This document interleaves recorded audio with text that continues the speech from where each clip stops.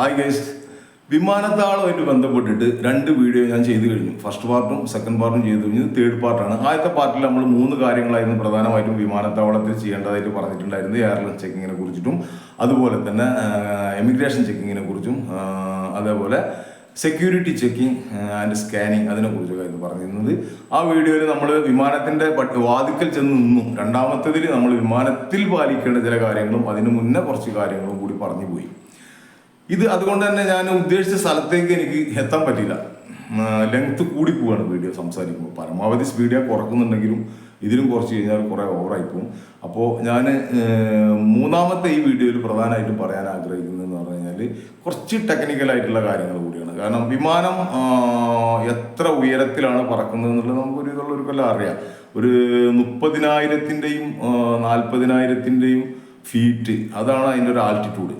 ആ ഒരു ഉയരത്തിൽ അതിൻ്റെ ഒരു വേഗത വരുന്നത് ഏകദേശം ഞാൻ കഴിഞ്ഞ വീഡിയോയിൽ പറഞ്ഞിരുന്നു 800 km/h. ഇപ്പോൾ ഭൂമിയിലൂടെയൊക്കെ 100 km ഒരു കാർ എന്നൊക്കെ പറഞ്ഞാൽ ഹൈ സ്പീഡല്ല, അത് 800 സ്പീഡിലാണ് പോകുന്നത്. അതുകൊണ്ടാണ് ഡെസ്റ്റിനേഷൻ നമ്മളിപ്പോൾ ദുബൈയിലൊക്കെ പോവുകയാണെന്നുണ്ടെങ്കിൽ 3.5 മണിക്കൂർ, 3 മണിക്കൂർ 50 മിനിറ്റ്, 4 മണിക്കൂറിലൊക്കെ എത്തിച്ചേരുന്നു. അതുകൊണ്ട് തന്നെയാണ്, കാരണം 2800 ചില കിലോമീറ്റർ താണ്ടിയിട്ടാണ് നമ്മളവിടെ എത്തുന്നത്. അപ്പോൾ ഈ ഒരു ആൾട്ടിറ്റ്യൂഡിൽ, ഈ ഒരു 35,000 അടി ഉയരത്തിലൂടെയൊക്കെ വിമാനം പറന്നുകൊണ്ടിരിക്കുമ്പോൾ നമുക്ക് കൃത്രിമപരമായിട്ടുള്ള ഓക്സിജനാണ് നമുക്ക് അതിന് ലഭ്യമായിക്കൊണ്ടിരിക്കുന്നത്. ഇൻ കേസ് എന്തെങ്കിലുമൊക്കെ പ്രശ്നങ്ങൾ ഉണ്ടാകുമ്പോഴാണ്, ഓക്സിജൻ ഉണ്ടാകുമ്പോഴാണ് നമുക്ക് ഓക്സിജൻ മാസ്ക് വരിക. അത് ഏതൊരു വിമാനത്തിലാണെങ്കിലും 15 മിനിറ്റിൽ കൂടുതലൊന്നും ഓക്സിജൻ നമുക്ക് അതിൻ്റെ ഉള്ളിൽ ഇന്റേണലായിട്ട് കിട്ടാനുള്ള സാധ്യത വളരെ കുറവാണ്. പിന്നെ അവർക്ക് അതിനുള്ള സജ്ജീകരണങ്ങളുണ്ട്, ഓക്സിജനെ പുറത്തുനിന്ന് എടുത്ത് തരാനൊക്കെ ഉള്ള. അപ്പോൾ അത് നമ്മൾ ഇതിൽ പ്രധാനമായിട്ടും മനസ്സിലാക്കേണ്ടതെന്ന് പറഞ്ഞാൽ ലോകത്തിൽ ഉള്ള ടെക്നോളജി, ലേറ്റസ്റ്റ് ടെക്നോളജിയിൽ ഏറ്റവും മുന്തിയ തരം ടെക്നോളജികളാണ് വിമാനത്തിൽ ഉപയോഗിക്കപ്പെട്ടിട്ടുള്ളത്. അത് മിഷൻ ബേസിലാണെങ്കിലും ശരി, മറ്റു കാര്യങ്ങളിലാണെങ്കിലും ശരി, ഏറ്റവും നല്ല ടെക്നോളജിയാണ് ഉപയോഗിക്കപ്പെട്ടിട്ടുള്ളത്. അപ്പോൾ അവർക്ക് അവരുടെ റൂട്ട് കാര്യങ്ങൾ ഒരേ സമയത്ത് തന്നെ ഒരുപാട് വിമാനങ്ങൾ ഇങ്ങനെ പോയിക്കൊണ്ടിരിക്കുകയാണ് ആകാശത്തൂടെ. അല്ലാണ്ട് നമ്മളിവിടെ ഒരു 4 വിമാനം 5 വിമാനമല്ല, 100 കണക്കിന് വിമാനങ്ങൾ in the world all round പറന്നുകൊണ്ടിരിക്കുകയാണ്. ഇതിനൊക്കെ നിയന്ത്രിച്ചുകൊണ്ടിരിക്കുന്നതെന്ന് പറഞ്ഞു കഴിഞ്ഞാൽ എയർ കൺട്രോൾ ട്രാഫിക് എന്ന് പറയും, ACT. ഓരോ വിമാനത്താവളത്തിലും നമ്മൾ ഉയർന്ന തലത്തിൽ ഗ്ലാസും ഒക്കെ ഇട്ടിട്ടുള്ള ഒരു ടവർ കാണാം, അതാണ് ACT. അതിൻ്റെ 1-2 സെക്ഷൻ ഉണ്ടാവും. അവരാണ് ഈ ടേക്ക് ഓഫിനെയും അതുമാതിരി തന്നെ ലാൻഡിങ്ങിനെയും വിമാനത്തിൻ്റെ റൂട്ടും കാര്യങ്ങളും എല്ലാം നിയന്ത്രിച്ചുകൊണ്ടിരിക്കുന്നത്. ഇത് ഒരു വിമാനത്താവളത്തിൽ നിന്ന് വിടുമ്പോൾ, ഇപ്പോൾ കാലിക്കറ്റ് വിമാനത്താവളത്തിൽ നിന്ന് വിടുകയാണെന്നുണ്ടെങ്കിൽ അത് അടുത്ത ടവർ ഡെസ്റ്റിനേഷൻ ഏതാണോ അതിന് കണക്റ്റ് ആവും ഇവിടുന്ന് വിട്ടാൽ. അങ്ങനെ ഓരോന്നും കണക്ട് ചെയ്ത് കൊണ്ടിട്ടാണ് ഇവർ പോയിക്കൊണ്ടിരിക്കുന്നത്. ഇൻ കേസ് എന്തെങ്കിലും എമർജൻസി വന്നു കഴിഞ്ഞാൽ എവിടെ ലാൻഡ് ചെയ്യണം, എന്ത് ചെയ്യണം എന്നൊക്കെ ഉള്ളതൊക്കെ അവരാണ് അതിൽ കൺട്രോൾ ചെയ്യുക. അപകടങ്ങൾ നിരവധി നമ്മൾ കാണുന്നുണ്ട്. പ്രധാനമായിട്ടും അപകടങ്ങൾ ഇപ്പോൾ ഇന്ത്യയിൽ തന്നെ ഈ ടേബിൾ ടോപ്പ് എയർപോർട്ട് എന്ന് പറയും. ടേബിൾ ടോപ്പ് എയർപോർട്ടിലാണ് ഇപ്പോൾ അടുത്ത കാലത്ത് ഇപ്പോൾ 2 അപകടങ്ങൾ എൻ്റെ അറിവിലുണ്ടായത്. എന്താണ് ടേബിൾ ടോപ്പ് എയർപോർട്ട് എന്ന് പറഞ്ഞു കഴിഞ്ഞാൽ, ഈ പറയുന്ന മാതിരി തന്നെ ഒരു ടേബിളിൻ്റെ ടോപ്പ്, ഈ മലമുകളിലൊക്കെ ഒരു ടേബിൾ പോലെ റൺവേ ഉണ്ടാക്കിയിരിക്കുകയാണ്. ഇപ്പോൾ കാലിക്കറ്റ് എയർപോർട്ട് നമുക്കറിയാം ടേബിൾ ടോപ്പാണ്. ഇപ്പോൾ അടുത്ത കാലത്ത് ഒരു അപകടം ഉണ്ടായി.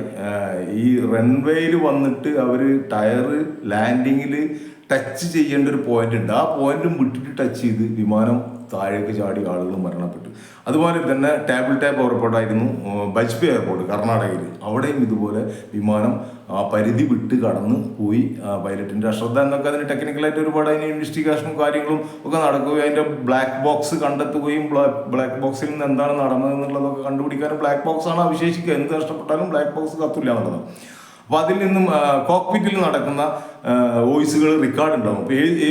പിന്നെ എയർ കൺട്രോൾ ട്രാഫിക്കുമായിട്ട് പിന്നെ ACT ആയിട്ട് ബന്ധപ്പെടുന്ന ആ വോയിസ് റെക്കോർഡ്, പൈലറ്റ് സംസാരിക്കുന്ന ആ റെക്കോർഡൊക്കെ അതിലുണ്ടാവും. പൈലറ്റ് എന്ന് പറയുമ്പോൾ രണ്ട് പൈലറ്റ്മാരാണ് ഒരു സാധാരണ വിമാനത്തിനുണ്ടാകുക. പിന്നെ ലോങ് പോകുന്ന 10, 12, 13 മണിക്കൂർ ട്രാവൽ ചെയ്യേണ്ട അമേരിക്ക അല്ലെങ്കിൽ അങ്ങനെയുള്ള കൺട്രികളിലേക്കൊക്കെ പോകുന്ന വിമാനത്തിന് 4 പൈലറ്റ്മാരുണ്ടാവും. സാധാരണ 2 പൈലറ്റ്മാരിൽ തന്നെ ഒരാൾ ഇടത് ഭാഗത്തുള്ള ആൾ ക്യാപ്റ്റൻ, അതാണ് മെയിൻ പൈലറ്റ്. നമ്മൾ ക്യാപ്റ്റൻ ആണെന്നാണ് പറയാം. വിമാനത്തിന്റെ വലത് ഭാഗത്ത് ഇരിക്കുന്ന ആളെ ഫസ്റ്റ് ഓഫീസർ എന്നും പറയും, കോ പൈലറ്റ് എന്നും പറയും. അങ്ങനെ 2 പൈലറ്റുമാരാണ്. ഈ 2 പൈലറ്റുമാരും ഇവർക്ക് ഒരുപാട് ടെസ്റ്റുകളുണ്ട്. ഇത് വിമാനത്തിലേക്ക് കയറും മുന്നേ മാനസികമായിട്ട് ടെസ്റ്റുകളുണ്ട്, ശാരീരികമായിട്ട് ടെസ്റ്റുകളുണ്ട്, ആൽക്കഹോളിക് ടെസ്റ്റുകളുണ്ട്. ഒരു 8-10 മണിക്കൂറിൻ്റെ ഉള്ളിലൊക്കെ മദ്യപിച്ചിട്ടുണ്ടെങ്കിൽ കയറാൻ പറ്റില്ല, ഡ്യൂട്ടിക്ക് കയറാൻ പറ്റില്ല, അവരൊരു പരാജയമുള്ളൂ. ഇപ്പോൾ നമ്മളെ വണ്ടി ഓടിക്കുമ്പോൾ ഒന്നും ഊതിക്കുന്നില്ല, ഒരു മണിക്കൂർ ലിമിറ്റിൻ്റെ ഉള്ളിലാണെങ്കിൽ അത് ഊത്തിരി പി ചെല്ലും. അപ്പോൾ അത് കള്ളു കുടിച്ചു എന്നുള്ളതാണ് അതിനർത്ഥം, മദ്യം ഉപയോഗിച്ച് അല്ലെങ്കിൽ അത് ഉപയോഗിച്ച്. ഇതുമാതിരി തന്നെ എയറോസ്റ്റസിനും ചെക്കിംഗ് ഉണ്ട്. ഇത് ഓരോ ട്രാവലിങ്ങിനും അവർക്ക് ഇതിൻ്റെ ചെക്കിങ് നടത്തിയിട്ട് ക്ലിയർ ചെയ്തിട്ടാണ് ഈ ഫ്ലൈറ്റിലേക്ക് അവർ പോകുന്നത്. അതുപോലെ തന്നെ ഇവർക്ക് കൊടുക്കുന്ന ഫെസിലിറ്റീസും ഒരുപാട് കൂടുതലാണ്. ഇപ്പോൾ പൈലറ്റിനായാലും ശരി, എയർപോർട്ടിന് ആർക്കാണെങ്കിലും ശരി, അങ്ങനെ തന്നെയാണ്. അപ്പോൾ ഇവർ കയറി കഴിഞ്ഞാൽ ഇപ്പോൾ ഈ 2 പൈലറ്റുമാരുള്ള, ഒരു പൈലറ്റും ഒരു കോ പൈലറ്റുമായിട്ട് പോകുന്നത്. ഈ കോ പൈലറ്റ് എന്ന് പറഞ്ഞു കഴിഞ്ഞാൽ അവരുടെ ഫ്ലൈയിങ് അവർ വെച്ചിട്ട്, ആ എക്സ്പീരിയൻസ് വെച്ചിട്ടാണ് ഒരാൾ ക്യാപ്റ്റൻ ആവുന്നതും. അതുപോലെ തന്നെ ഈ ഫസ്റ്റ് ഓഫീസർ സ്ഥാനത്തു നിന്നും ക്യാപ്റ്റൻസിയിലേക്ക്, മെയിൻ പൈലറ്റിലേക്ക് ഉള്ള ഒരു യോഗ്യത നേടുന്നതൊക്കെ. അപ്പോൾ ഈ ലാൻഡിങ്ങും ടേക്ക് ഓഫും ഒക്കെ ഫസ്റ്റ് ഓഫീസർ അല്ല ചെയ്യുക, ക്യാപ്റ്റൻ തന്നെയാണ് ചെയ്യുക.